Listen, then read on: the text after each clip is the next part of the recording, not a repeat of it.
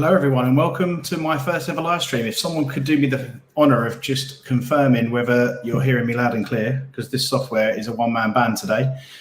I see there's a few of you already in the chat, so thank you for joining me. I'm going to run through quite a few things today, hopefully get a bit of chat going as well. Start off by quickly just an update on the tank, because I've not done one for a couple of weeks. And then also I'm going to go into a bit of sort of latest industry news. And also, well, thank you for confirming that. No, Tank Reefer, video and audio, great. I have got a slight fan on because we're in the northwest and it's absolutely cooking hot. So bear with me, and if you can hear the fan through the noise, I've got it sort of quite far away, but let me know and I'll turn it off and just sweat. But yeah, for anyone joining today, appreciate it. And also anyone watching back, because I know quite a few people like to watch these back when they're doing the water tests. So please do use this for that process. So a quick update on the tank. I've not done anything for a bit. Made a few changes recently, and I stopped doing water changes as much because everything was kind of becoming quite stable. So that was all going well, and nitrates and phosphates stayed the same. I was dosing phosphates with lanthanum chloride, and I know Tank Reefer is in the chat. He's actually been doing the same thing.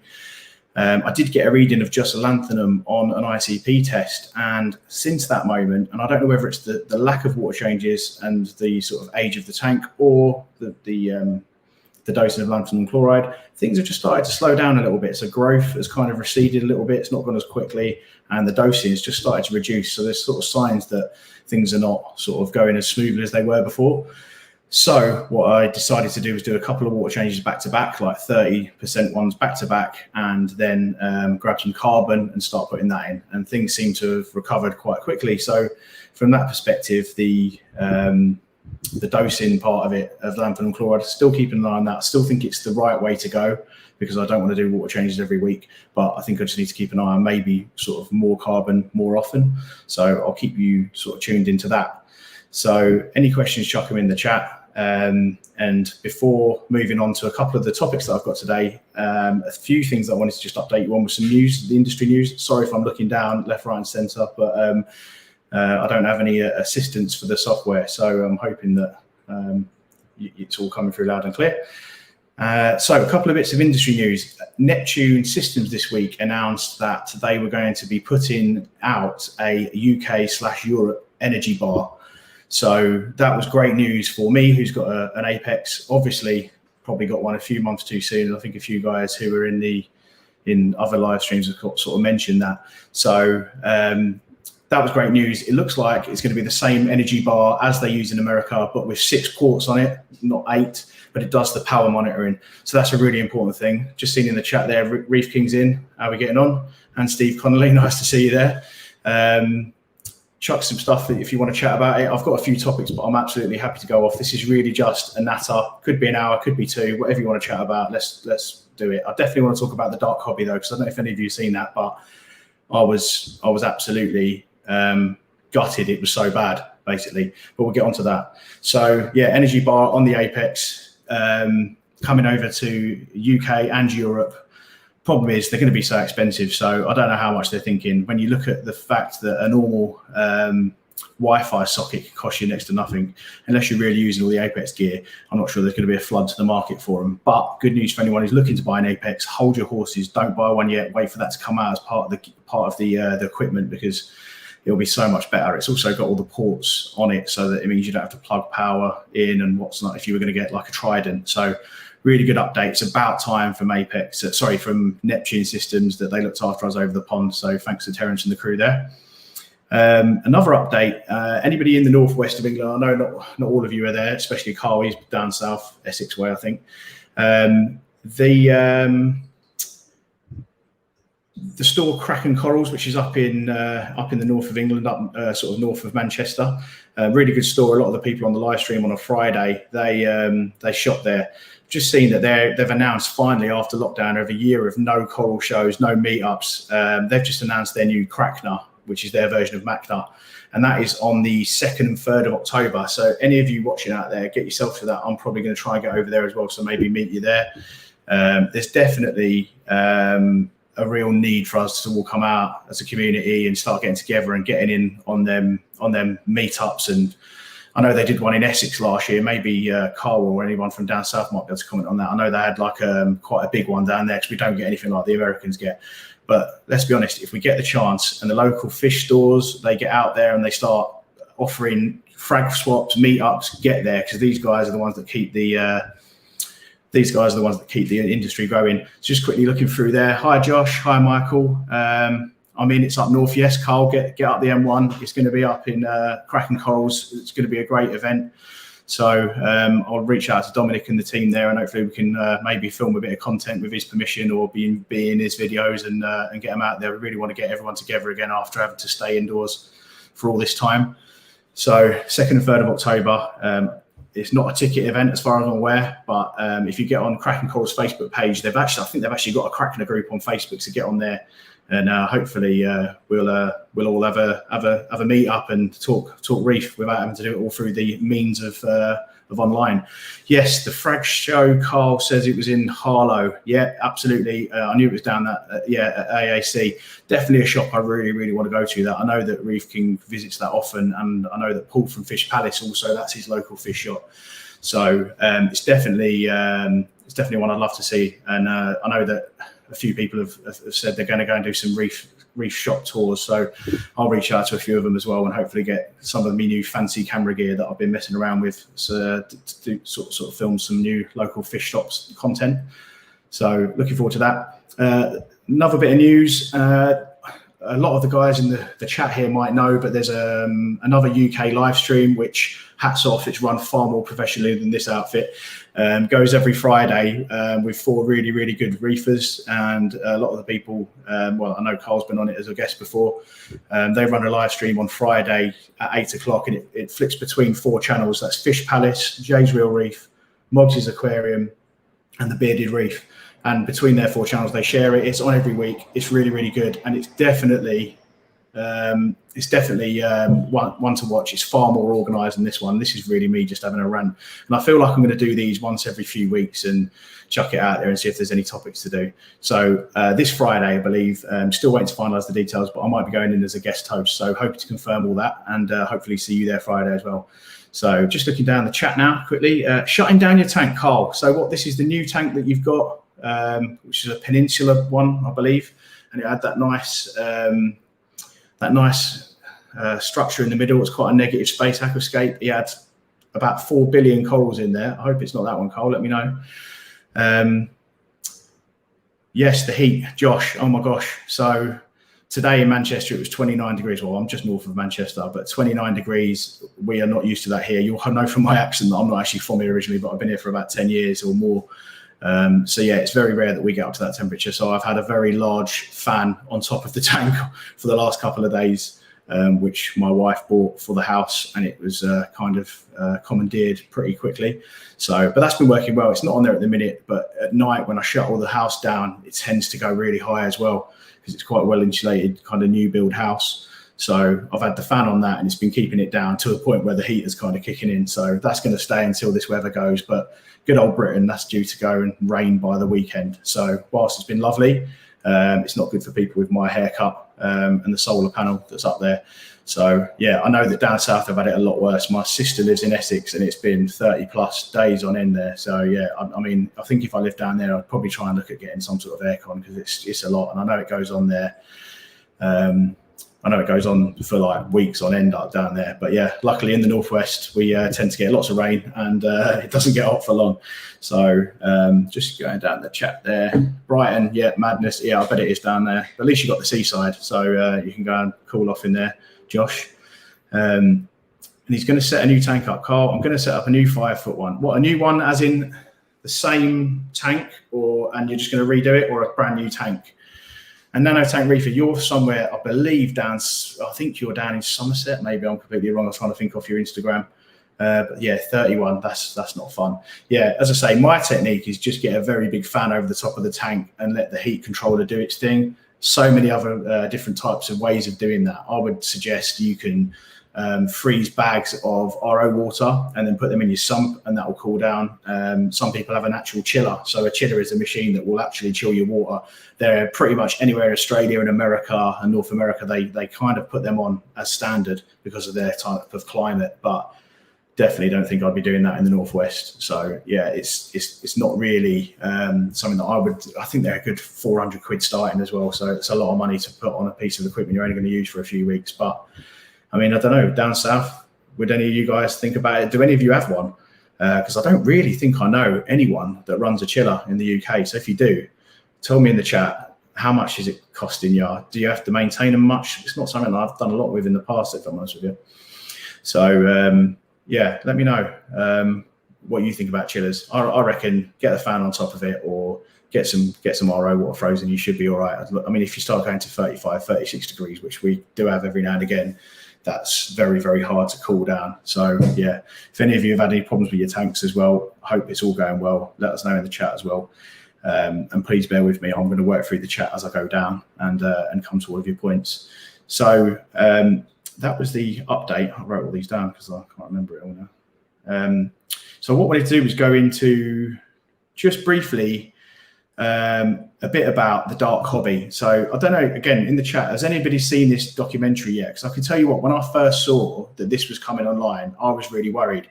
So we're in a hobby here that uses corals and fish from the ocean 99% of the time. I know there's lots of other ways of doing it. So I've been watching all these sorts. So I love a documentary, me. So I was on Netflix and I was watching, there was a couple of new documentaries that come out called Cowspiracy and Seaspiracy. I don't know if you've seen any of them. And look, I know that in these documentaries, whilst they're trying to come up with a point, they're sometimes quite sensationalist.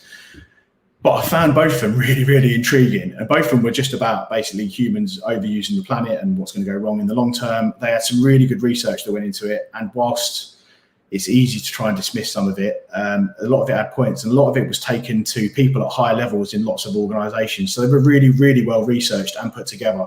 And I'll tell you what, when I saw the dark hobby coming on, I was really, really worried, thinking we're going to get absolutely slaughtered in this hobby, because I can tell you now, and I'm pretty sure all of you guys, if you've been to a local fish shop, I don't think I've ever seen where any of our fish or corals originally came from, unless the fish shop owner knows. So we don't have a massive control over it. And when you look at meat that you get in the fridge, and I know it's a completely different topic, it says the country of origin, it's a restricted environment. And I just think, well, when you look at other exotic pets, there's licenses that go into it and stuff like that. And the more that you see, especially with Hawaii closing down, it really did start to worry me that this program is going to bring more than bring problems to the industry. I think it was going to concern me that what I'm doing is not sustainable. And I'm not a tree hugger by any sense of the matter. And please forgive me if you're that way inclined. I don't mean to offend you, but I like being conscious of the environment, but I'm not over the top with it. I would say I started watching this program and instantly I just started writing notes in my phone because I probably need to get out more. But it basically started going on about the history of the hobby, and the history of the hobby is dark. It really is. They used cyanide to catch fish. They over-farmed places and there was no restrictions.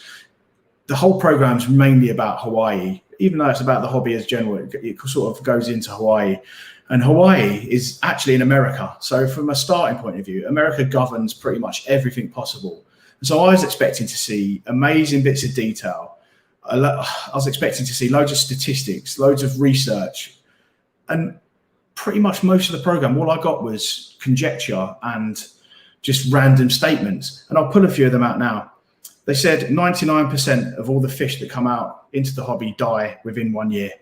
And so I looked at, okay, that's a scary stat. I looked it up. I tried to find any sort of information on that, both inside that documentary from the sources they put on at the end of the program and on the internet, and I couldn't. So if anyone can, please correct me, but I just think it was a sweeping statement. I know that in importing fish, there's going to be some losses. I absolutely understand that. But really and truly for me, if we want this hobby to be sustainable, we need someone to, or we need the organisations that are in the areas that these places are taken from the wild to govern them. And if that costs more, then unfortunately we're going to have to foot the bill. Nobody wants to pay more. But if getting yellow tangs sustainably out of the ocean costs £250 a yellow tang because they're in a fishery that needs maintaining, then that's the price of them. What we see now is that they've completely banned it. Loads of people will have lost their jobs in that area who used to use that industry for tourism and for selling the fish themselves. And now yellow tangs are going for 500 quid in the UK, and the people who actually used to sell them for a reasonable price and probably fish them quite sustainably are getting nothing. So it's a really sad situation. And I think the key for me is let's look at if especially in Hawaii, like I get it in some of the other countries where they're maybe less developed when it comes to that sort of thing, and there's not as much finance in it. The USA is a massive country, and if they can't sustain a fishery properly rather than just shut it down, from with what I can tell, minimal information, it's really scary. So some of the other stuff they put on there, that reef-based tourism brings in £800 million. So you're already going, well, that's great. So let's keep the reefs, and we're all there with it. Another statement, they said, highly likely to be damaging the reef. I mean, highly likely is an interesting comment in a scientific documentary. I was like, okay, well, and there was no data on any of the environmental impact at all that they presented or had behind what they were saying. So I know I'm going into a bit of a rant mode now, but it's my channel, so I can. Make the hobby pay for it. Have protected areas. Make the hobby pay for it. I mean, Bulk Reef Supply, we'll get onto them in a minute. Great company. They've just taken over the world when it comes to reef goods and services in America, and they've got the size to really affect change. And I just think, like, come on, guys, let's get together. I want to know where these fish and corals come from, and if they're endangered, I won't buy one. I'm sitting here with a yellow tang in my tank because I knew none the better. And as far as I was concerned, I was okay to buy that. If that shouldn't be taken from the ocean, then stop selling it and have data behind it. If could be farmed or maricultured sustainably, then do it and charge us. And if you don't want to pay for it, that's fine. So I think if yellow tangs, it's a really good. I'm not going to miss any of your points. So I will come back through them. Hi, Nano Tank Reefer, and sorry, I've already said hello. And Queen of City Reefs, hello. How you getting on? I think you're right there. Josh has just made the point about yellow tangs are only native to there. Okay, that's great. I'm very sure if the market allowed it, they could farm them in a maricultured environment down in the ocean. They do it with corals. Why couldn't they do that? If the population of the yellow tang is decimating, then let's stop it. I completely understand. But there is nothing that's suggesting that's absolutely the case. It's conjecture. So what I would love to happen is that a BRS or someone put that hat in the ring and said, well, let's try and make this sustainable and let's mariculture everything.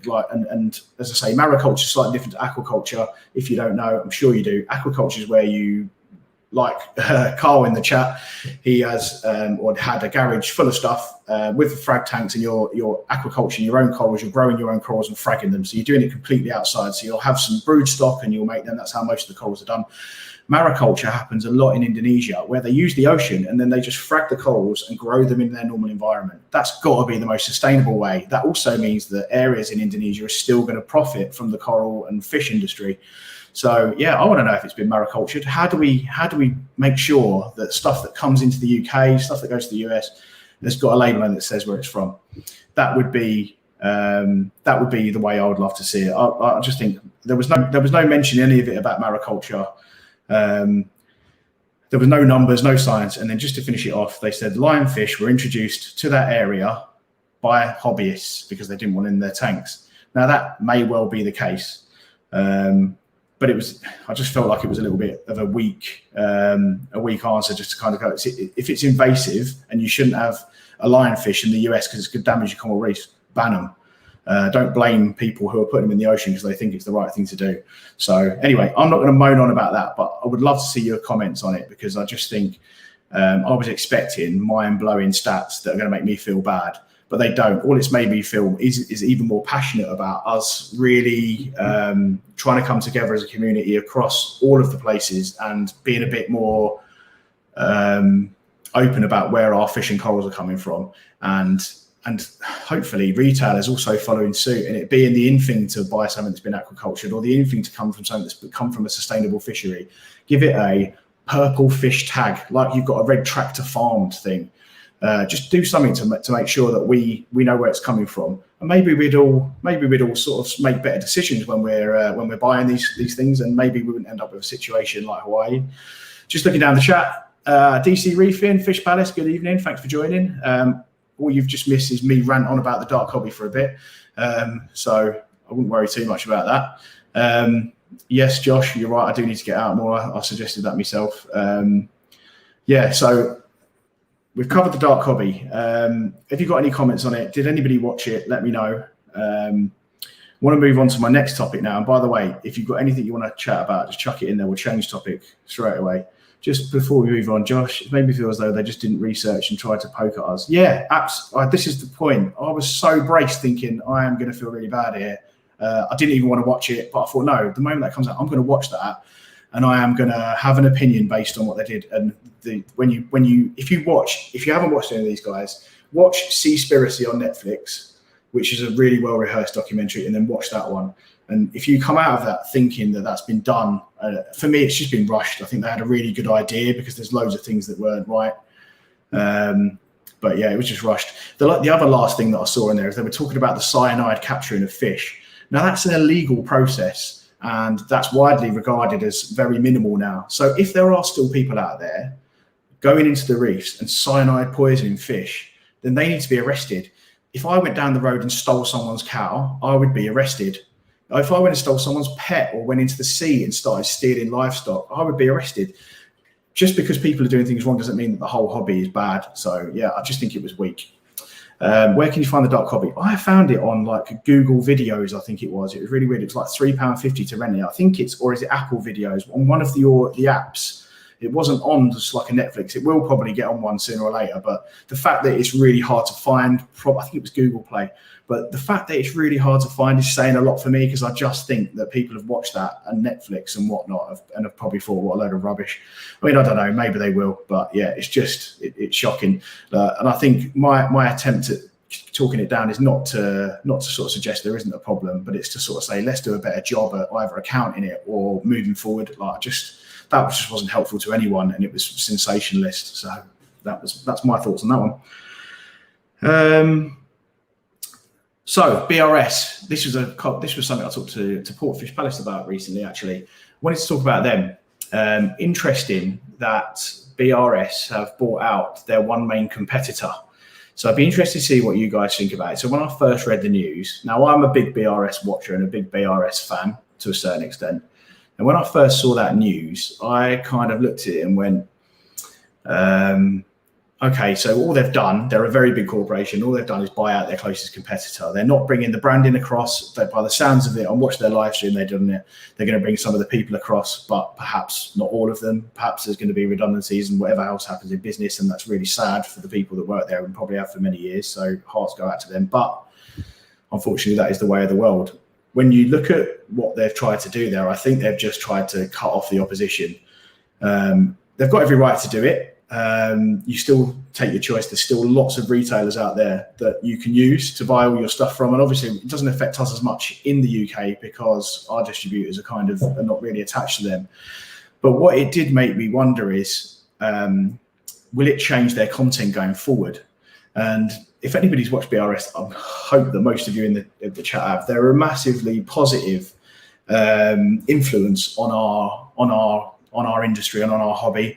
They've done amazing amounts of research. Some of it's really scientific. Some of it, I think it's great. But I've seen a few live streams where people have pulled apart some of the logic.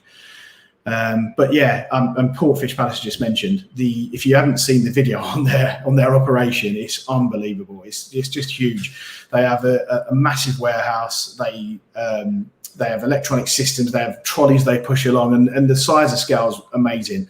Now, in our hobby, most of it is actually all of it's price marked. So if you look at the stuff in the UK, again, I think it's very similar in America, but everything's price marked. So you take your choice. If I go online now and Google an Ecotech MP40 wave maker, I'm going to get the same price, maybe bar a penny, in 12 different retailers because they're price marked, or there's probably a better term for it.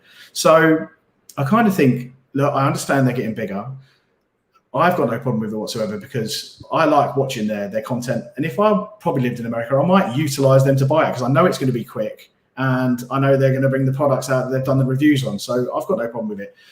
But I would still buy stuff from my local fish store. So I think my biggest tip with any of that, and it kind of goes off on a bit of a tangent, but if you're buying a lot of things in the UK in the fish hobby, obviously, I'm sure, but by the fact that you're watching YouTube videos and all that, you've probably all got tanks and you've already spent a fortune. But my best tip to try and save money, or to try and make some, when you're making a big purchase of a tank and a load of equipment, my best tip is to find a place that does a loyalty scheme, because you're not going to get a massive discount unless there's like a Black Friday deal or something like that. But a lot of them still can't do it on the big products. So the way you can get a little bit back, it's not masses, is find someone who has a loyalty scheme.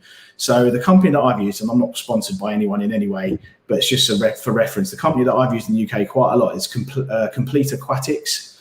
I don't know where they're based, but the customer service has always been good. They've delivered my last 3 tanks and never had a problem whatsoever. And they have a loyalty scheme where they give you a kickback of a penny a pound or something like that. But if you're doing a £5,000 order, that's good money. So yeah, I think I went off tangent slightly there, but I always see people kind of going out and shopping from different places. If you're going to do one big bulk buy of lots of branded products that are the same price everywhere, do it in one place at the same time and use that discount and use that customer, that number. Blackburn DC Reefing said. So yeah, I found them great, and I know there's lots of others that are Charterhouse Aquatics. I know I've got that. I think Kraken have, but I'm not too sure. But yeah, that would be my best tip on trying to do that. Just going back into the BRS thing, I think a lot of what I've learned about the products that are out there today has come through their videos, and it's really nice to watch how they act as a business and how there's a bit of a sustainability thing in the long run. Some of it's a little bit cheesy to watch, but I kind of believe that that's how they feel, because I just think it costs a hell of a lot of money to continue to put content out like that. They've got the whole industry now in America at their beck and call. They could reduce the amount of videos if they wanted, but they're not. They're increasing it. So yeah, I think there's quite a few things out there about, oh, it's over the top and all that. I think they're not charging you any more or any less. They're giving you loads of content. That sort of thing doesn't bother me one bit. You've always got your choice. Looking through the chat there, no Tank Reef, I always try to buy, let's try and do this button, watching the other live stream on the Friday, showing us how to do it. So I always try to buy local. If it costs me a few quid more, I don't mind. Yeah, absolutely. I shop from a few fish shops around, and it doesn't bother me if a product on the side is another £2 than it is online. It doesn't bother me.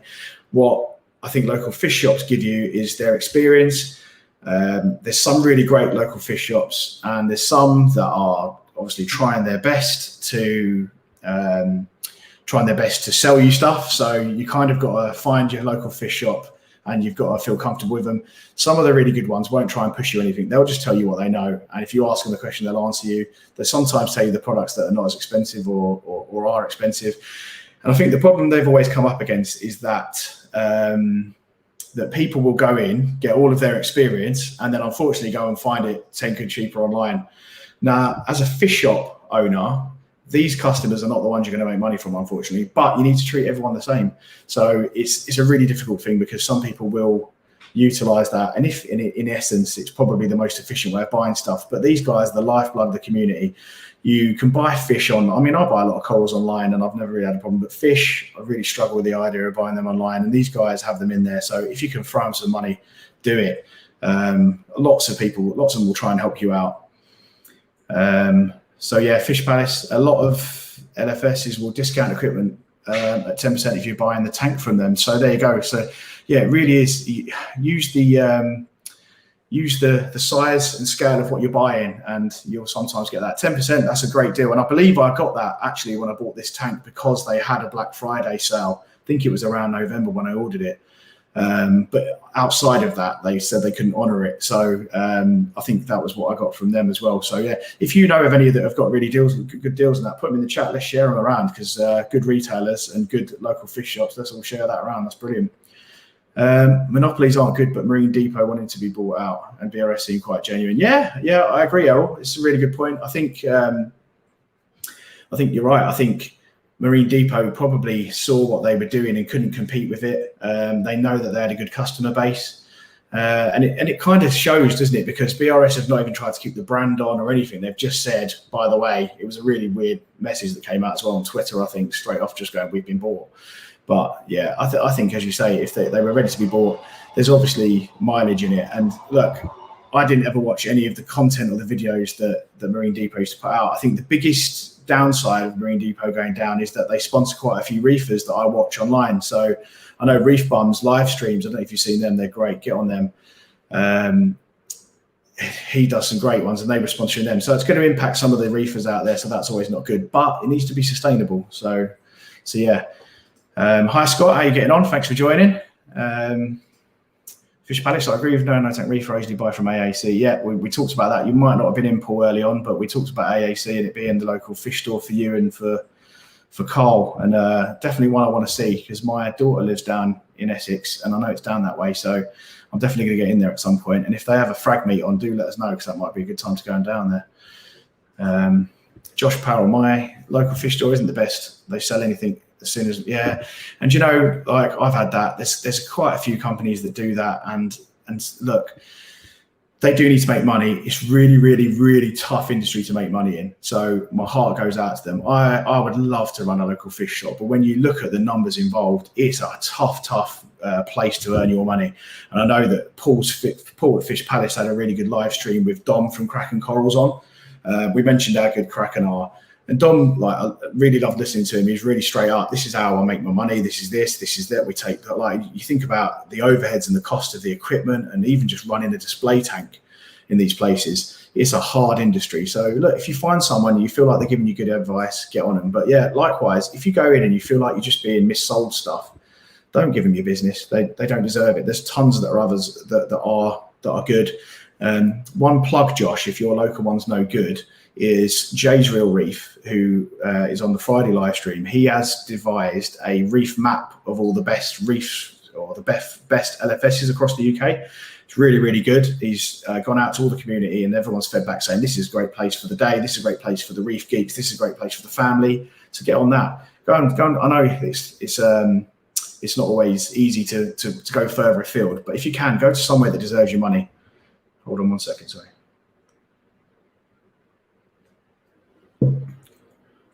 Let's have a look down. Hi, Cottage Reef. Let's have a look what Cottage Reef's got to say. Aqua Cadabra, say that after a few pints. Free delivery and everything, which can come in handy if you only need a small item that your local fish doctor. Yeah, absolutely. I think I've used them a couple of times.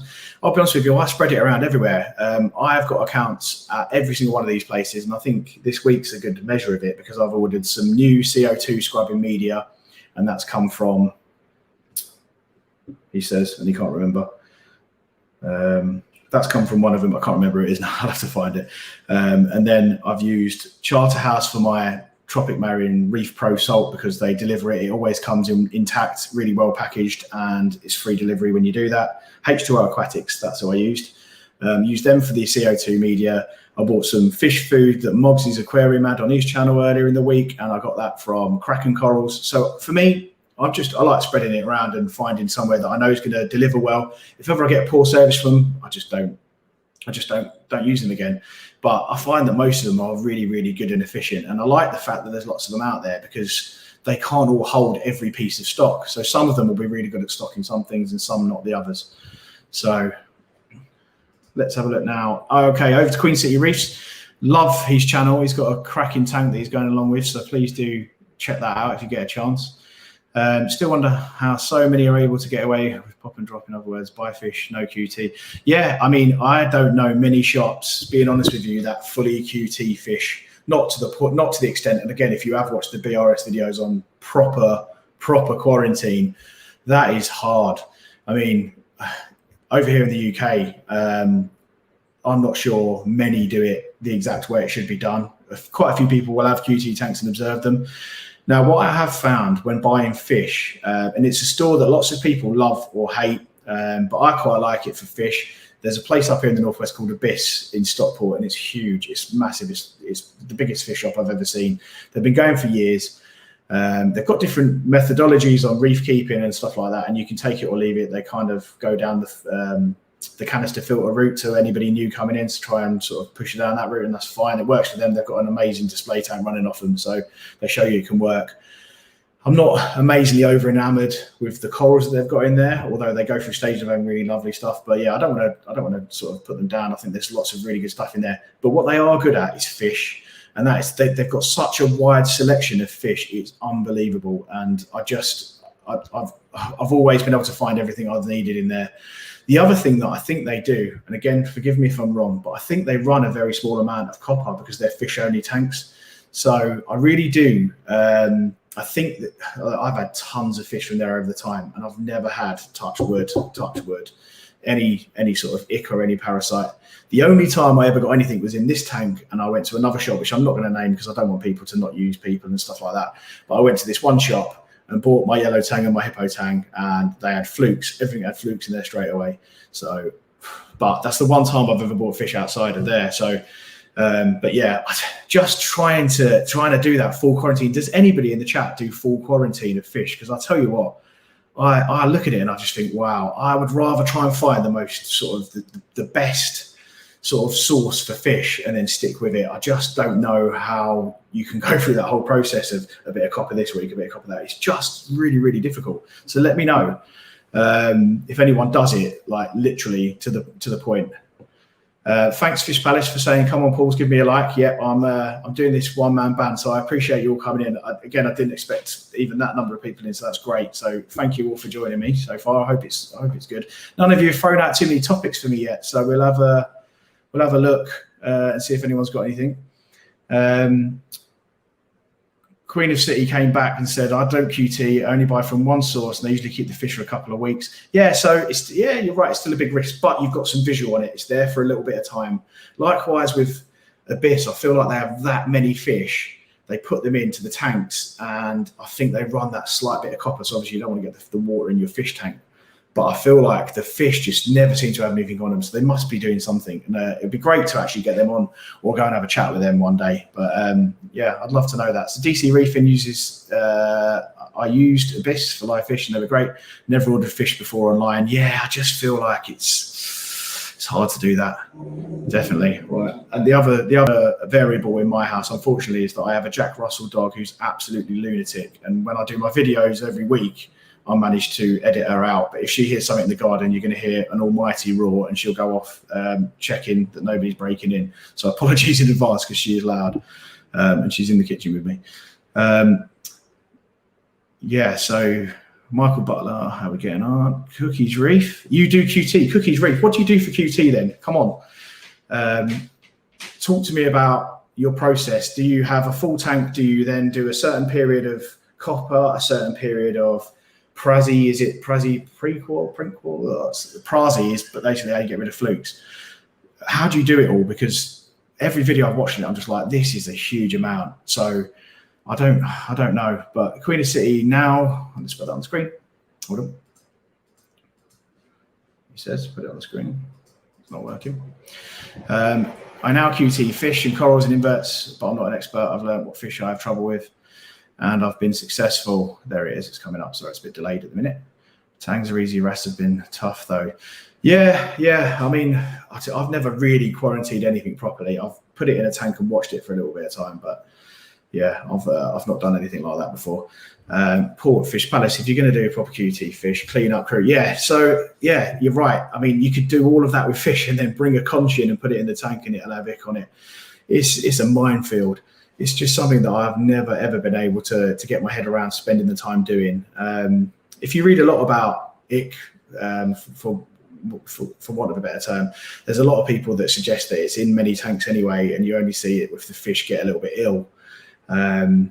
So I don't know. I mean, I've never seen anything in any of my tanks for ick. Touch wood. I feel like I'm very, very lucky, but I feel like I've always been conscious over always getting my fish from a certain place. I don't think I would ever take one from another reefer. I wouldn't do that at all.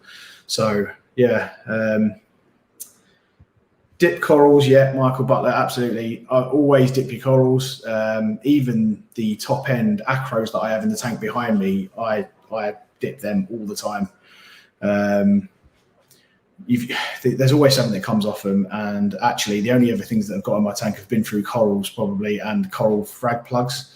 So you've got all sorts of bubble algae and all sorts of things as well. It's not even just pests. So I would always say the latest one that I've been using actually is a little bit lighter on the corals, so not as aggressive as some of the ones out there. I've been using one called Revive. So I don't know, again in the chat, if anybody uses that, let me know. Revive seems to be, well, I spoke to not Prestige Reef, and also Signature Frags. And Signature Frags, he supplies lots of the corals that I buy. He only uses Revive on the top end ones. So I bought one off him before and managed to absolutely strip it. It was a beautiful strawberry shortcake acropora. What I realised I did is I put it in the sandbed on the frag plug for a start, which wasn't a good thing. I then put it straight up really early on the top of the rocks, which probably wasn't a good thing. And I also dipped it in sort of harsher medicated dip. So this time on the most recent ones, my technique has been to use Revive for a very small amount of time and brush it off, take it off the frag plug if needed. I then put it on a frag rack really low in the tank, and probably, if I can get my hand working right, just this low, right down here. And then over a matter of weeks, I've been bringing it up every few days, slowly but slowly but slowly, up to the height of these power heads to the side of them, just so that it's then at the right par level for that part of the tank. So that's been my one. And Revive, I've not seen any pests since doing it, and I've also not lost any corals. So that's my new go-to. I don't think it's as harsh as the other one. So if you've got something that looks really messy, or you've got it from a tank that's full of infestation, you might want to go back to your harsher ones. But that's my one for that. Kate Stewart, how are we getting on? Anything wet should be QT. Cottage Reef, you are my hero. If you can do that, anything you put in that tank to a full QT, my hat is off to you, because that is just hard work. And yeah, Fish Palace again about it, saying it's laying dormant in most tanks and more fish are prone to it than others. Yeah, that's what I've read as well. And apparently if the fish are fat and happy, you never see it. So yeah, it's one of them, you just don't know whether that's going to affect you or not until it does. But once it's in there, the only true way of getting rid of it is a fallow tank for a hell of a long time. So a lot of people, if it does end up getting in there, they tend to try and manage it. Queen of City Reefs. Some lovely comments here, guys. Thanks for coming in. Several separate 20 gallon, 30 gallon, 55 gallon that I use for a QT in a separate room. Oh, I think I've seen these. Yes. 30 days of copper. Monitor them for additional week or two. If all good, move them to the display tank. Wow. So that's a proper setup. And the fact that your front room, Queen of City Reefs, after watching your videos, is full of one huge, massive tank, you've definitely got a very understanding family, and hats off to you, because they all seem involved in it and love that you've got the space and the energy to put into doing all of that. So that's good, and it'd be great to see a video on that. If you've got one, I've not seen a full video on your QT, so I don't know if you're planning to do one, if you've done one before. If you have, chuck me a link to it. I'd love to watch that. Nanotone Reefer, bleached in, hold on, let's get it on the screen. Bleached a new millipora at the weekend, dipping it with too much dip. I know, the problem with milliporas and acroporas, they're just so damn fussy. And you know, like especially millies, they have lovely flowing polyps on them when you get it right. And actually, I watched your video, Nanotone Reefer, earlier today. I think I dropped a comment on it. If anyone's not seen it, this guy has got a stunning Reefer 250. Please do check it out. I was having a chat with him earlier. It's just the colour of the coral is popping, but it's natural.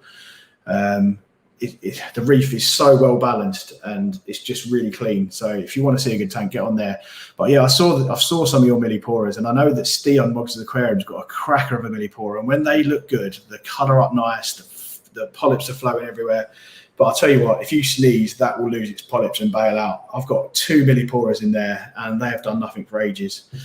So yeah, it's a patience game, absolutely. But yeah, don't be too hard on yourself, man. You've got a cracking tank. Definitely say everyone does that. Where are we now? Right, good question. So what makes a trusted shop?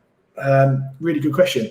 For me, if it's a local fish store, it's the relationship that I have with the owner and the discussion that I get from them, and the answers that they give when you ask questions, and whether the products that you've got. The other thing that a lot of people would say is what happens if something goes wrong. So if they've sold you a fish and again, it's not something I've had a lot of experience with, but if they've sold you a fish and it's not worked out right, what's their policy? Do they give you a chance? Do they test your water for you? And if it's working fine, will they give you some store credit?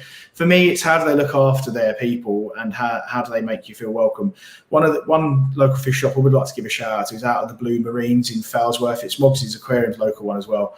The guys in there are great. They're just proper hobbyists. It's a great shop. You go in there, they give you a cup of coffee or a cup of tea. They've got a slice of cake out on the side, which, let's be honest, I'm definitely partial to. And I just, like, for me, they want to talk reef, and by doing that, you want to go and buy from them. And it's great. They put you under no pressure. I was in there a few weeks back with Mogsy and Paul from Reef Community Worldwide, and he and we just sat in there and chatted all day. Them guys bought a couple of things, I bought one thing, but it was just really nice to get in there and do that. And I always feel like if I'm going to go and buy something like that, or a big colony of like Indo, this guy gets some great stuff in, and he puts it on his Facebook page, and he'll reserve it for you, and yeah, some great stuff in there. So it's definitely one that I like, and I feel like that's what makes a trusted shop for me. What makes a trusted retailer is not so much, it's their customer service, it's the speed that they get me the products, and the fact that they're packaged well and not damaged. And if you buy from Crack and Corals, you get a little bit, some sweets in the bottom as well, which is a nice little touch. So yeah, for me, if one of them went down and another one went up, it wouldn't bother me too much because I spread my purchases out amongst all of them. But the local fish stores is a really personal thing for me. If they're really there to help you through it. And another point that I'd like to make is how they teach somebody who's never seen marine fish and wants to know about it and how they deal with them. So if you're in a shop and you see someone come in and just go, oh my God, I want to buy a Nemo. Let's be honest, we've all called them that at some point. You can't say you haven't. If you're in the shop and you hear somebody come in and just go, I really want to get into marines, it's how much energy and how much enthusiasm they have for that person.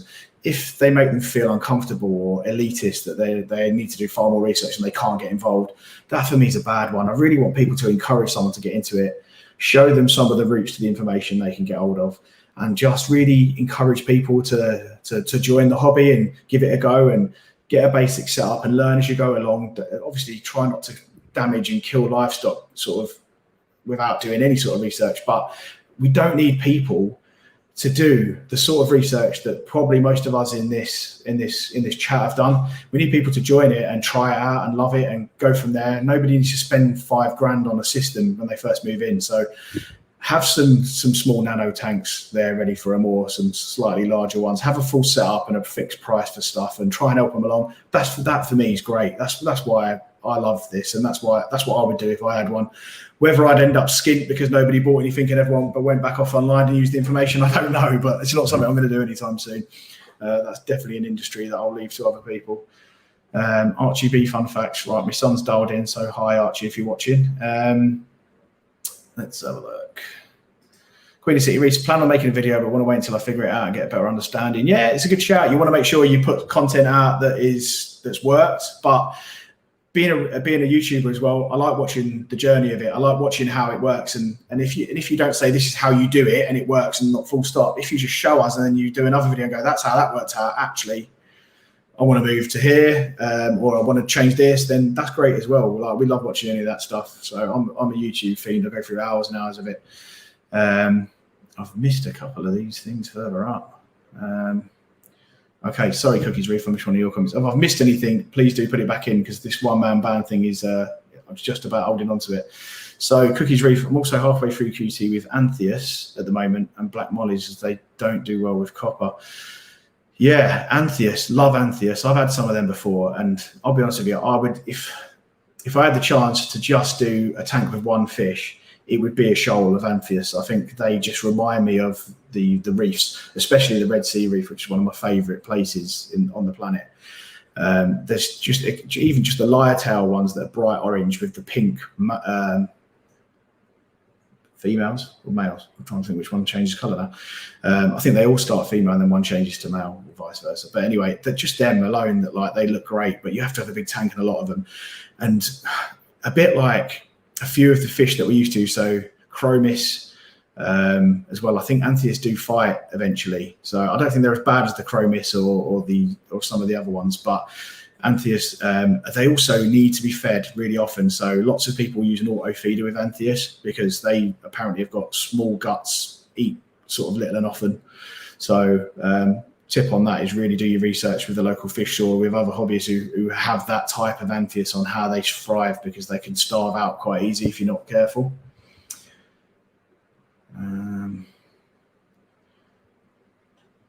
Where are we now? Okay, done that. Where are we now? Reef King. Too much money in the hobby, all dodgy stuff. going on. You'll never change it, mate. Yeah, there is a lot of money in it. Even in the UK, there's a lot of money in this industry.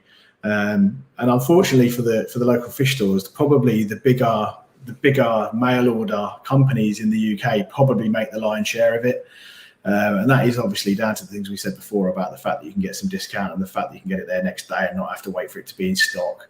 Local fish stores just can't carry 20 fish tanks in the shop and then just sell it to you when you want it. They have to procure them and go and buy them and stuff like that. And the stock is a massive thing. If you look at next time you go into your local fish shop, look at one shelf, just one shelf, not even a block of shelves, one shelf, and count how much money that retails at, because it's just ridiculous. I don't know how these guys operate unless they have some sort of way of on credit getting it before it's sold. It's unbelievable the amount of stock and different products that we've got in the industry. Trying to keep a shelf load of that it must be very expensive. So any fish shop owners on there, tell us how you do it, because it must be a hell of a amount up front. So Paul at Fish Palace, trusted shop, how they make you feel, advice they give, and if you have a problem, they help sort it out. Yeah, I agree. I mean, I don't know if anybody's had any problems with taking stuff back before. I know that a few people that I've spoken to have, maybe in some of the bigger fish shops, kind of being told or shamed a little bit that they haven't looked after it or that their water's not good, and just kind of denying them the opportunity of bringing stuff back if it's just immediately died. Have they got it in the tank right? And I get the fact that it's always high risk doing them things, but yeah, I think that the risk has got to be with the local fish shop. So make sure you sell a healthy specimen that goes in the tank right. And I think my way of doing it, like I said earlier, would be bring your fish water in and the dead fish, and I'll check your water. And if your water's fine and you haven't put it into a tub of ammonia, then we'll give you some credit. Something like that. That's what I think. I don't know what any of you guys think. The hobby is a money pit. Yeah, you've got that right. Well, Carl, you need to stop changing your mind every 5 minutes and buying different tanks. And every time we see a video, you've got another 3 tanks in your boot of your van. So I don't know what the master plan is. Are you going to move the missus out and just take the whole house out? What is the plan? Because I reckon at some point you're going to need a snorkel. Tell us what you're doing with this new tank as well, Carl. If I've missed that, apologies.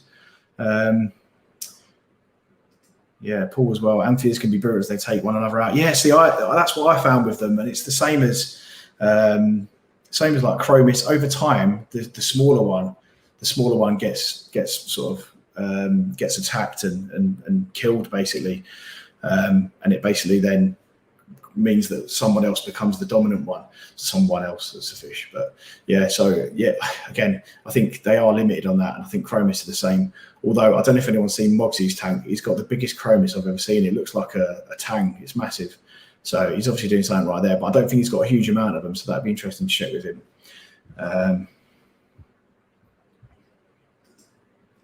Money pit is increasing as people scramble to get the likes on Instagram. Drives names, price demands, corals. Yeah. So this absolutely, Paul, this guides us right into this next topic that I wanted to have a chat about. And this was about the price of everything. And I know I've watched another guy I watch on YouTube is Reef Builders. He's kind of a bit of a local legend in the hobby.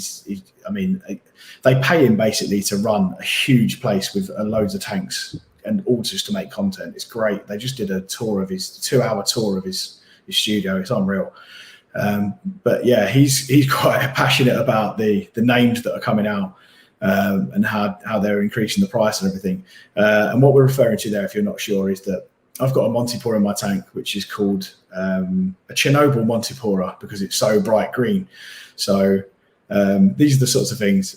If I run you through some of the names of the Acropora that I've got, and this is not slating anyone because this is just the industry now, but some of them, I mean, I have to write these down because I cannot for the life of me remember any of them. And then I have to kind of put a note on the tank about where they all are because just trying to remember them is just unreal.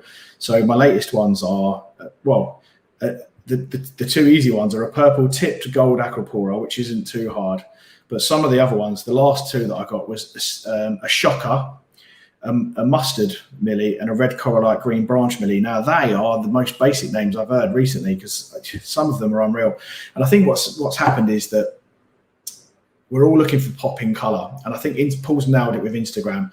So I like Instagram. I use it. I love seeing people's tanks. And there's some of them that are the most fluorescent things you've ever seen.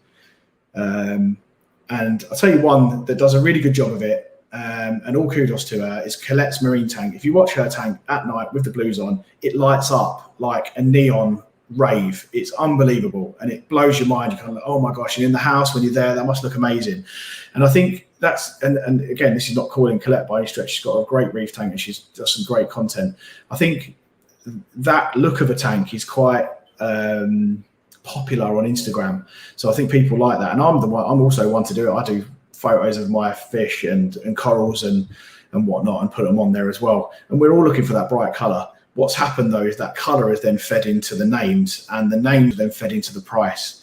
So torch corals used to be just called torch corals, and you might get a brighter green one or a dark green one, and they might charge you another $5 a polyp for the bright green one. Torch corals have changed completely now. They're no longer called that. Torch corals are now called Holy Grails, New York Nicks, you name it, there's a different name for it. And all of these corals are absolutely stunning. I think they're beautiful, but they are also now the Holy Grail when it comes to cost, because some of them will go for 200 quid for a couple of heads. And yeah, and I think the only people that can change that are us as consumers. If we're willing to pay it, they're willing to charge it. So I may pay 30 quid for an Acropora frag, if it's a really high-end one, every now and again, and that might be all right for me. Some people might think that's a ridiculous amount of money, not want to do it. Some people will pay 150 quid for a 1-inch frag of Acropora. And I can tell you now, I would be so scared of putting that in my tank. I just wouldn't want to do it. So there really is, there's quite a drive at the minute for the name coming up and it turning into cash and turning into something that's expensive. But that said, it's really hard to remember the names of them all. Like, we don't do all the Latin. And again, this guy I was referring to at Reef Builders knows the Latin for them all, so he's all right. But I have no clue what he's talking about, and I couldn't tell you the Latin name for all of it. So we need also a way of being able to identify different strains of corals that are popular.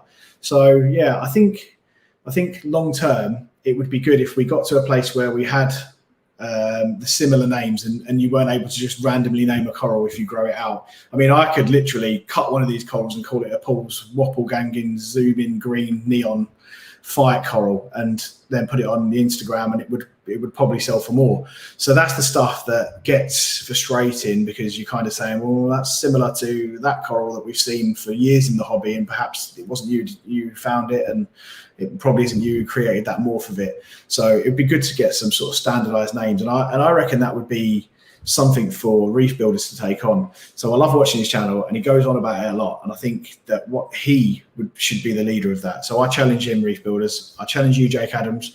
Come up with an encyclopedia of all the common corals, and we will all call them that. And hopefully then we can kind of stop the over-the-top pricing. But likewise, if you're a coral frag dealer and you have a really nice morph of a coral and people are going to give you 100 quid a frag, are you going to take their money? Yeah. You ain't going to take it from me because I won't give you it. But yeah, I think it's a tough one. And there's probably no better specimen than the mushroom to prove that. So mushrooms, just do Nano Tank Reef Art. Thanks for joining in, mate. Really appreciate you commenting, and I'll catch you soon. Yeah, so the mushroom is the greatest example of this. You used to buy mushrooms and they would flood your tank, and there'd just be millions of them in your tank, and they look really nice. You get some great colors, and they're great for an early coral and for people who like them, but they spread like crazy and they're quite hard to stop once they start. Somebody has managed to get the equivalent of Spina bifida on a coral, on a mushroom, and then call it a bounce mushroom, and it's now worth 150 quid because it's rare. So look, it's a defect of the coral, and it's just sought after because it's rare. And fair play, if you're willing to spend their prices. I won't do it. I can't follow the fact that because that's got some sort of defect on it that's rare, that it comes to it. What I do like when it comes to rare corals are things like grafted montes. So there's an example of one that I do like. So I've got one in my tank, and when two corals come together and create this weird pattern in them, I find that astounding, and I find it naturally interesting. And as I say, you could suggest that that's the same for a bounce mushroom, but they're the sort of things that I tend to like. So So yeah, what corals? I'll tell you what would be a good question out there. What's the craziest named coral that you've bought? Put it in the comments. I really want to know who's got the maddest ones there. I think I've definitely got as I said earlier, a couple of crazy names in there, but it'd be interesting to see. Now I know Carl at Reef King knows loads of coral names because he's been dealing in them. So come on, Carl, what's the craziest name one you've got? Although he has just given the best bit of advice if you want to save money in the hobby, and that is exactly that: get a goldfish.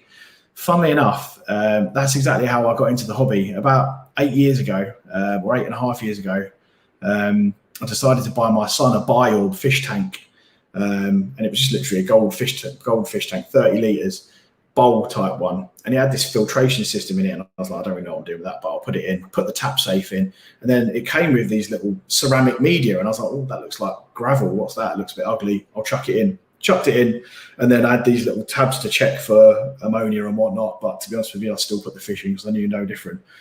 And then over the next 3 weeks, I became completely and utterly absorbed in it because I tested this thing every day with one of these test strips and saw different levels going up. So the ammonia going up, I saw the nitrogen cycle, and I was absolutely fascinated. And then at the end of the nitrogen cycle, I gave it a water change and left some of the water in like it said to, put it back in, and it was crystal clear. And I remember being a kid just having fish tanks that looked grimy all the time and the water being horrible. And when I saw the nitrogen cycle and how a fish tank can look crystal clear in water based on the biology of the bacteria in it, that was me sold. So there's just a very quick one on how I got into it. So yeah, you laugh, Reef King, but absolutely, you're bang on right. That's how I got into it. AAC run copper in their tank. Yeah, that's an interesting one because that's what I think they do further up north in Abyss, but I don't want to sort of state it and then it'd be wrong. But that's why I think if anybody's on it, I know Port Fish Palace, you use them. Have you ever had any problems with a fish from there? I'm not too sure, but yeah, just going through people. Where are we? Paul Fish Palace ducking out. Speak soon. Thank you very much for joining us.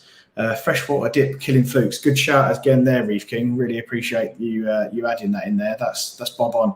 So when I was looking, when I had flukes in the tank, I bought this Prezi Pro type product, and I use that in the tank, and it's one that I read you can use in a coral reef tank. So that went really well. So I'll find the name of that and link it in the description, because it's one that's used for koi fish as well, believe it or not. But I did loads of research and it worked really well. I never had any problems, just aerated the tank a bit and then did a big water change. But freshwater dip, apparently, and I've seen it actually on Carl's channel, he's done that before as well. That gets rid of them immediately. So that's awesome. Probably easier than treating your whole tank and then doing water changes. How long do you put that for, Carl? Let us know. I know I watched a video with you doing it before, but it was quite a bit ago, so I'm not too sure. Errol, that's how I got into the hobby. Goldfish, I went at the fun fair when I was a kid. Exactly. I love these different entries into the hobby, and it can just be that you enjoyed looking after the fish or whatever, but for me it was the biology. And look, I love keeping fish, but absolutely my passion is keeping corals and basically growing a garden of really rare corals in my house, and that's all done through the biology of the water. So I think the best thing about this whole hobby is the fact that you've got biology, you've got science, you've got technology, you've got problem solving. It's got everything in it. I mean, name me another hobby that hasn't got that in it. Just when you kind of think, oh, I've done that and that's working, there's another thing to try out. I think that's why so many of us love it. Fluke Solve, Andrew Horner. That sounds like it could be the one. But yeah, they're usually based on something. I think it's called Prezi Prenkle, but I'm probably like butchering that. Yeah, Michael Butler, thanks for joining. Appreciate it. Carl, thanks for joining. We're going to wrap this one up in a minute anyway, because I was only planning to be on for an hour. Let me know also what you want to see. I'm not planning to do these weekly because obviously that's quite a lot, and I'm not trying to take on them lads over on the Friday night. But every few weeks on a Tuesday night, I feel like Tuesdays, what else are you going to do except for join in and talk reef? It's the crappiest day of the week, so I thought I'll try and let's bring a bit of reef chat to it. So every few Tuesdays, I'll put something out on Instagram and on here. Let me know what you want to see. Definitely want to get some guests on. I know loads of you in the chat there, so I'll reach out to you all, and you can come on and tell us about your tanks as well. So that's definitely what I'm going to do. Just got a new person in the chat there as well, Nelson, and I'm going to try and do your surname, Lorero. Nelson, how did I do? Apologies if I butchered it. Nice to see people coming in from Europe. Thanks for joining us. Nelson, your image there looks like you've got one hell of a tank. So that'll be interesting. Hit me up on Instagram. Hold on, let me do my banner. If you could, Nelson, send me some photos of that on Instagram. We'll definitely want to be good to show that on some of our streams because I don't think I've seen it before. So that would be great to see that one. Yeah, Andrew Horner fluke solve. That's definitely the one. So yeah, at that point, lads, it is now, and lasses, if there is any in there, it is. Hold on, we've just got one more question in. Our question is, Nelson Lulero. Just a quick question: can those G5s be mounting for about 40 centimeters height? See, with the G5s, obviously they're on a standard RMS tank mount, so that is pretty much a standard height in the above the tank. If you go onto Ecotech's website, they'll tell you what that sits at. If you want to be able to vary the height of your lights, they also do a couple of things. You can either have a mounting kit, which you do from the ceiling, which is a lot of work, but they look great when they do it. I just couldn't be cutting through my ceiling. Or they've got a band that goes right over the tank, so I'll try not to butcher this. So it kind of goes up and all the way over to the back of the tank and down, and then they just sit on there. And I think you can raise that higher and lower, but without going and getting a tape measure and boring the life out of everyone, I can't tell you that straight off. Nelson's Reef on Insta. There you go. Yeah, I recognise it now. I'll have a little chat with you later. Then have a look at this tank. It looks pretty good. Yeah, I think I've definitely got you on Instagram. So thanks for joining the live stream. Really appreciate that. Photos of my local fish shop. Mine is small. You've got me going there, but it'd be still interesting to see how you're getting on. So yeah, on that one, I'm going to call it a day, guys. Thank you so much for joining me. Let me know in the comments how it went, if all the audio video is good and what you want to see on the next one. It was a bit of a test event to see how it all works. So I'm hoping the tech went well. I really appreciate everyone joining me. So thanks very much. And I'll let you know when we're doing the next one, probably a few weeks time on a Tuesday. So I'll see you all then. Thanks a lot.